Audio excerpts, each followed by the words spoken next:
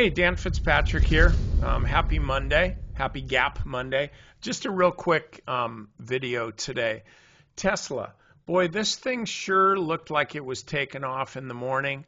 I got more lines drawn here than a cocaine addict with a big mirror, I guess. I don't even know why I said that. But anyway, the bottom line is this stock has really looked like it was going to take off after a couple fake outs. This morning, was a really nice move.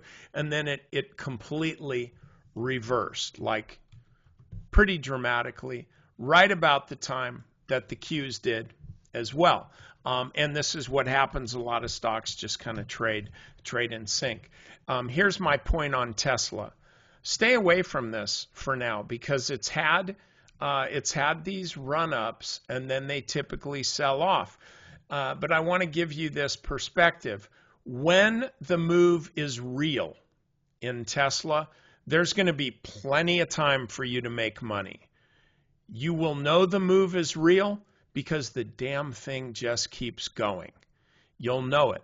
But when you're wondering whether, will it keep going up? Will it keep going up? And you're looking at an intraday chart, that typically is going to be something that you're really not interested in doing. So if we can just kind of move this stuff out of the way here, this is what I would suggest doing.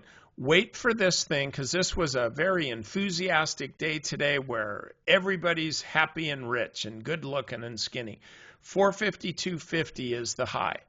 So what I would suggest doing is waiting for the stock to clear above 452.50 and then consider buying it, because then at least you have an indication. At least you have an indication that the stock is out of this cluster here. It's out of this box and ready to roll higher.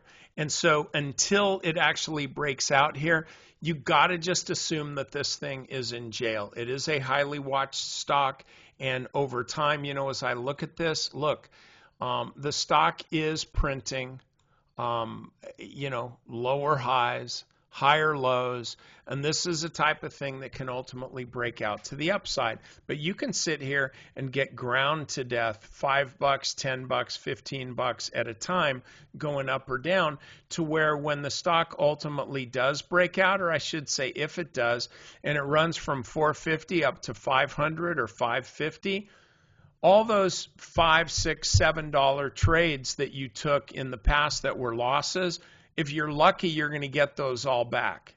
If you're lucky, probably won't. And so what you're doing is you're taking all these losses now and then hoping to heck that the stock will later get you back to whole. Well, why don't we do it a different way? Why don't you just set an alert, set a price alert at 452.50, why don't you set it at 450?